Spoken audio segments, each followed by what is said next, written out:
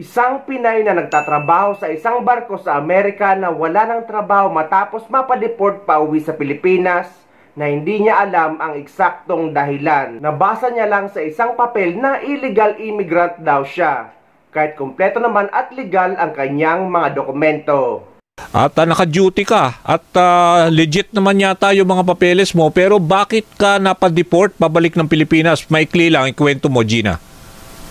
Umakyat po yung CBP sa amin noong June 20 po sa Detroit, USA po. So nag-conduct po sila ng random check. So napasama po yung pangalan ko po dun sa random check. So bilang isang security po, every time na magra-random check, ako po talaga nag-assist. So nung time na yun, nagulat po ako, nakasama po yung pangalan ko. At sinabihan nila ako na mag-check nga ng kabina ko. Naghalungkat sila doon, kinuha yung cellphone ko. At tapos in-advise nila ako na ibaba ko na lahat, mag-impake na ako, magdaling ko na lahat ng mga gamit ko. At bababa na ako ng barko, i-interviewin lang daw nila ako doon sa opisina ng ng CBP, Custom Border Protection, at ibabalik din daw nila ako. Nung sumama ako sa pilitan at tinatanong ko sa kanila kung ano yung mga violation ko, kung ano yung nagawa ko, may nakita ba kayo sa kabina ko o sa cellphone ko, wala silang maisagot. I-interviewin lang daw ako doon at ibabalik din. Hanggang sa alas 2 na po ng hapon, umalis na po yung barko. Naiwan na po kami, 9 na crew na pinababa nila doon. 2 kaming babae at 7 lalaki. 9 kayo, 9. Po. Dali 9 kayo, 2 babae, 7 lalaki. Opo. Tama? Opo. Opo. Lahat kayo Pilipino? Yung isang kasama namin na babae, taga Syria po siya. Tapos yung isa naman, taga India. Tapos 7 po kami lahat na Pinoy na in-interrogate nila doon sa opisina nila. Kinuhanan nila kami ng fingerprints, tapos pinicturan. Tapos kada mag-interview sila sa amin, so pagbalik nila may pinapapirmahan na sila sa amin. Tapos hiniling ko sa kanila na pwede ba ako tumawag sa Embahada ng Pilipinas para alam nila kung anong nangyayari sa amin. Hindi po nila ako napagbigyan. At pinipilit po nila ako pirmahan yung mga papel na ini-interview nila, na ang sagot ko naman lagi no. Hindi lang po isang beses, maraming beses po pabalik-balik sila sa akin. Tapos tatawagin nila ako, dadalhin nila ako sa isang room, interviewin nila ako. Ang sagot ko lagi no. Ang sabi ko sa kanila, hindi ko pipirmahan yan kasi hindi ko naman naintindihan yan. Tatawag muna ako sa Embahada ng Pilipinas para alam nila na nandito kami, kung ano yung ginagawa ninyo sa amin. Hindi nila ako pagbigyan. Ayaw nila. So ibig sabihin, Gina, para by way of background lang sa mga nakikinig sa atin, ang binabanggit mo na USCBP, yun ho yung United States Customs and Border Patrol, nag-random check, di ba? Doon sa barko ninyo. Yes, sir. Oo, pero ikaw ay isang security, di ba? Yes, na tripulante, tama ba? Yung ba yung designation mo? So ibig sabihin, 7 kayo dun sa Siam na mga Pilipino. Ibig sabihin, gaano katagal ka na as far as naging security dyan, at sasabihin mo nga na talagang valid lahat ng mga documents mo, Gina, tama ba? Yes, sir. May US visa po ako. Pati yung US visa ko po, bago nila kami ibalik, ikadena yung kamay namin, nirevoke na po nila yung visa namin. Nakita na lang po namin nung nandun na po kami sa Istanbul Airport. Pero yung naibalik na po yung mga cellphone namin at saka passport, Siemens book. Ano ba yung visa mo? Working visa?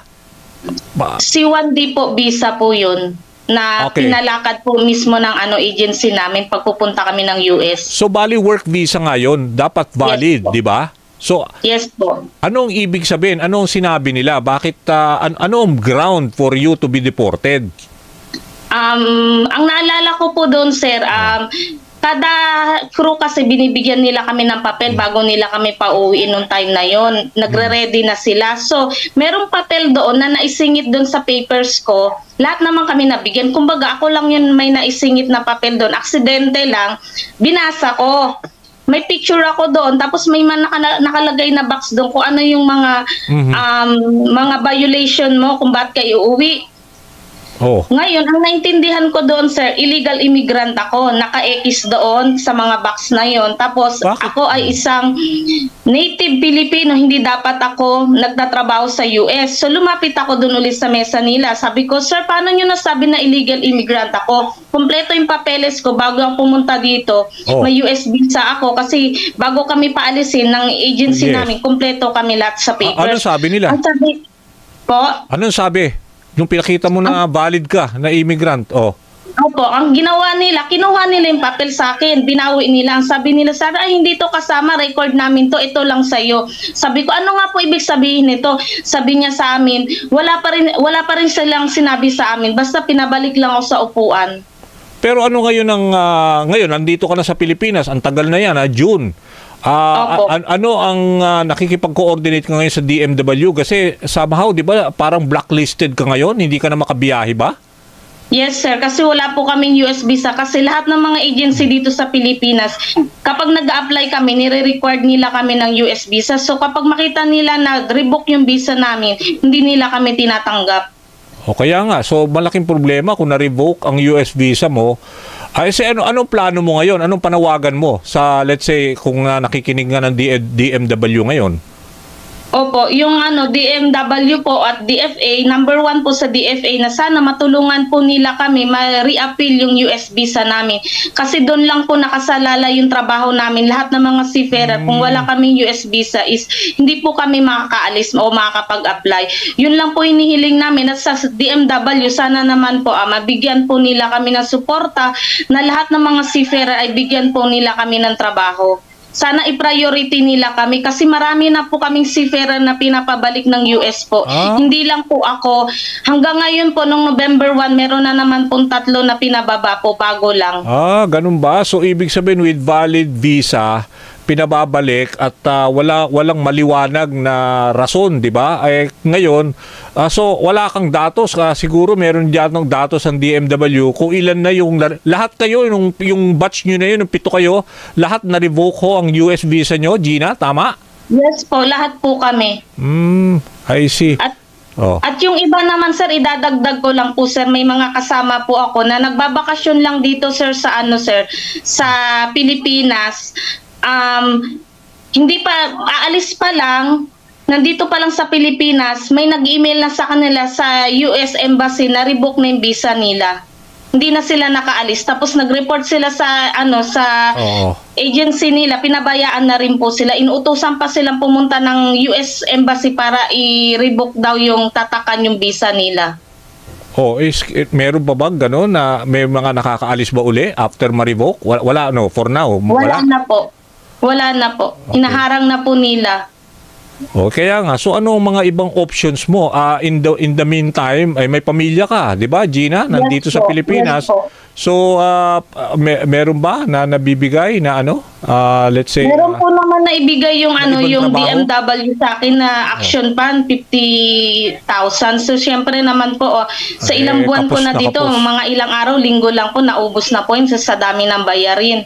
Okay. Ang hihingil ko lang po, sana po i-priority kami ng DMW o bigyan kami pansin ng Pangulong Bongbong Marcos na sana pansinin niya kaming mga, nandito po kami humihingi ng tulong, mga seafarer na mga pinauwi. Sana po tulungan po rin kami na pati po yung mga naka-onboard na makipagtulungan po sila na itigil na po yung pagpapauwi ng mga seafarer galing US po.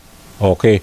Sige, Gina, pinipilit rin namin makuha ang panig naman ni DMW Secretary Hans Kakdak. Pero siguro baka mamaya sa ibang programa makausap natin. Pero ingat ka, Gina, at sana maayos yan yung problema nyo. Napapadalas yata ang mga ganito ng mga Filipino seafarer sa Amerika, pinapauwi at pinapadeport sa Pilipinas na walang malinaw na dahilan. Though alam naman natin na parte ito ng paghigpit ng Trump administration sa nasabing bansa, pero bakit nadadamay ang mga dokumentado at legal na mga Pilipino manggagawa sa Amerika? Humihina na yata ang ugnayan ng Pilipinas at gobyerno ng Amerika.